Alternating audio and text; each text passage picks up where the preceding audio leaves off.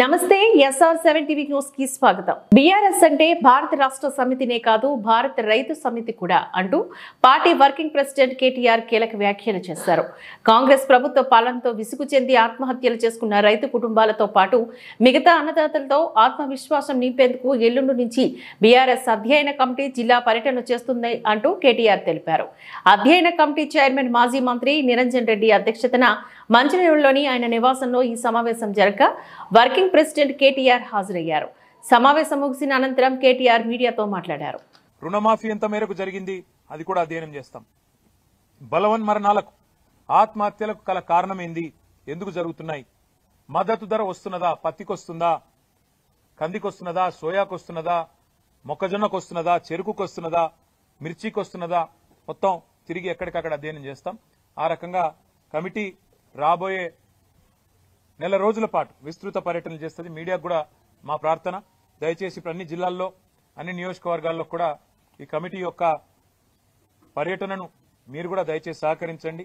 వారికి కూడా రైతాంగానికి కూడా తెలియజెప్పే విధంగా ప్రచారాన్ని కల్పించాలని చెప్పి కూడా కోరుతూ, మరి ఈ కమిటీకి రేపు రైతులను వారి జీవితాల్లో విశ్వాసాన్ని నింపే దిశగా మీ కార్యాచరణ ఉండాలని మనస్ఫూర్తిగా ఆకాంక్షిస్తూ మీ అందరికి కూడా మీడియా మిత్రులకు కూడా హృదయపూర్వకంగా ఇక్కడ దాకా వచ్చినందుకు హృదయపూర్వకంగా ధన్యవాదాలు. ఆలస్యానికి మన్నించండి. నల్లగొండ దీక్ష ఇప్పుడు ఇక్కడ మేము మీటింగ్ లో ఉన్నప్పుడే మాకు సమాచారం వచ్చింది. 28 నాడు మాకు హైకోర్టు పర్మిషన్ ఇచ్చిందని చెప్పి సమాచారం వచ్చింది. కానీ దురదృష్టం ఏంది అంటే ఈ రాష్ట్రంలో ప్రజాపాలన నడుస్తున్నది. ఎవరైనా సరే నిరసన చెప్పవచ్చు, ఎవరైనా సరే తమ అభిప్రాయాలు చెప్పొచ్చు అని చెప్పి ముఖ్యమంత్రి గారు చాలాసార్లు చెప్పినారు. కానీ వాళ్ళ ఒక చిన్న కార్యక్రమానికే మరి ఇంత ఆగమాగం అయిపోయి చివరికి అనుమతి నిరాకరించి ముఖ్యమంత్రి గారేమో స్వయంగా రాజ్భవన్ ముంగట ధర్నా చేయొచ్చట. ఏది గంత బిజీ రోడ్డు, రాజ్భవన్ ముంగట రోడ్డు గంత బిజీ రోడ్డు, అక్కడ చేస్తేనేమో ట్రాఫిక్ ఇబ్బంది కాదట. ముఖ్యమంత్రి మంత్రులు అందరు పోయి ధర్నాలు చేయొచ్చట. కానీ మేము నల్గొండల క్లాక్ టవర్ కాడ చేస్తామంటే మాత్రం మొత్తం ట్రాఫిక్ స్తంభించిపోయి ఒక అంతర్జాతీయ రహదారి మొత్తం స్తంభించిపోయి మొత్తం రాష్ట్రాల రాకపోకలని దెబ్బతినే విధంగా ఉన్నదని చెప్పి రిపోర్ట్ ఇచ్చి రిజెక్ట్ చేశారు. చివరికి కోర్టు న్యాయం చేసింది. హైకోర్టుకు ధన్యవాదాలు. తప్పకుండా వారు సూచించిన విధంగా, వారు చెప్పిన విధంగానే నడుచుకుంటాం.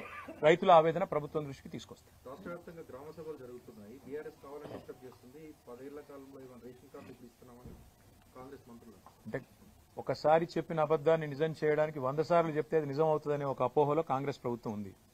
మేము మీలాగా రేషన్ కార్డు ఇవ్వడానికి కూడా ఒక గొప్ప కార్యంగా, దైవ కార్యంగా భావించి మేమేమి దాన్ని ఏదో గొప్ప ఇదిలాగా చేయలేదు, హడావుడి చేసి చేయలేదు. ప్రతిదానికి పబ్లిసిటీ పిచ్చి ఉండాల్సిన అవసరం లేదు. 6,47,000 పైచీలకు కార్డులు ఇచ్చింది 9.5 సంవత్సరాల్లో బీఆర్ఎస్ ప్రభుత్వం. కానీ వీళ్ళలాగా మేము అదొక ప్రదర్శనలాగా చేసి ఇవ్వలేదు. మేము చాలా మేరకు మీ సేవ ద్వారా ఇతరత్ర ఎవరైతే లబ్ధిదారులు అప్లై చేసుకుంటే డైరెక్ట్ గా వాళ్ళకే ఇచ్చినాం. గతంలో ఇవ్వలేదు అనే మాట అబద్దాలు గతంలో చెప్పినారు, మళ్ళీ చెప్పే ప్రయత్నం చేస్తున్నారు. నేను కాంగ్రెస్ పార్టీకి నేను చేసే విజ్ఞప్తి ఒకటే. హిందీలో సామెత ఉంది, నాచినాయే ఆంగం తేడా అని. అంటే నాకు డాన్స్ రాకపోతే కింద ఏదో నేల బాగాలేదు, అంతా ఒడిదుడుకులున్నాయని, ముఖం బాగాలేదు అద్దం బాల కొట్టుకున్నట్టు. గ్రామ సభల్లో ప్రజలు అడుగుతున్న ప్రశ్నలకు మీ దగ్గర సమాధానాలు ఉన్నాయా? ప్రజలు ఏమడుగుతున్నారు? 100 రోజుల్లో 6 గ్యారంటీలు అన్నారు, ఏమైందని అడిగారు. ప్రజలు ఏమడుగుతున్నారు? రుణమాఫీ సంగతి ఏమైందని అడుగుతున్నారు. రైతు బంధు ₹1 ఇప్పటిదాకా వేయలేదు, మీ ప్రభుత్వం వచ్చినాక ఎందుకు వేయలేదు అని అడుగుతున్నారు. వాటికి సమాధానం చెప్పే సత్తా మీ కాడ లేకపోతే మేమేం చేస్తాం? ప్రజలు ఇంకొక మాట కూడా అడుగుతున్నారు. 1,06,00,000 దరఖాస్తులు తీసుకున్నారు మీరు ప్రజాపాలన పేరిట డిసెంబర్ 23లో. ఆ దరఖాస్తులు ఇచ్చినాం కదా రేషన్ కార్డులకు, రైతు భరోసాకు, మళ్ళెందుకు దరఖాస్తు పెట్టాలని అడుగుతున్నారు. ఎవరు తప్పిది? ఆ దరఖాస్తులు ఎక్కడ పోయినాయి? ప్రభుత్వం దగ్గర సమాచారం లేదు. అందుకే ఇవాళ మీరు రాష్ట్ర ప్రభుత్వాన్ని అనేది ఏమంటే, మీరు పరిపాలనలో నిమగ్నం కండి. మీరు ఇతరత్ర కార్యక్రమాలు బంద్ పెట్టి ప్రజలకు మేలు చేసే కార్యక్రమాలు, గ్యారంటీల అమలు, వాటి మీద మీరు దృష్టి పెడితే ఈ నిరసనలు మీకు తప్పుతాయి. లేకపోతే మాత్రం ఇవాళ ఎక్కడన్నా ఒక్క టీఆర్ఎస్ నాయకుడు పాల్గొన్న దాఖలా మీరు చూపెడతారా?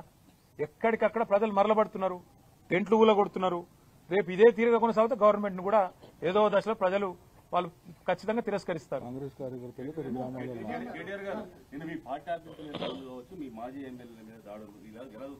ఇలా చూస్తాం. ఈ రాష్ట్రంలో శాంతి భద్రతలు ఇప్పటికే పడకేసినాయని దేశమంతా అనుకుంటున్నారు.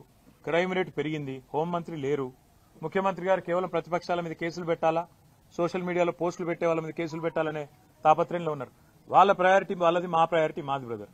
వాళ్ళ ప్రయారిటీ ఫార్ములా కేసు, మా ప్రయారిటీ ఫార్మరు.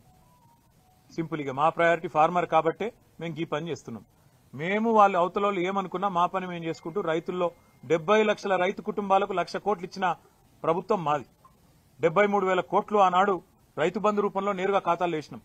28,000 కోట్లతో రుణమాఫీ 2 దఫాలుగా చేసినాం. కాబట్టి 1,00,000 కోట్లు నేరుగా రైతుల ఖాతాల్లో వేసిన ఒకే ఒక్క నాయకుడు భారతదేశంలో 10 ఏళ్ల కాలంలో కేసీఆర్. కాబట్టి మా ప్రయారిటీ మాది, రైతులకు విశ్వాసం నింపడం మా ప్రయారిటీ. రైతుల్లో సావకుండా చచ్చిపోయే పరిస్థితులు ఏవైతున్నాయో వాటి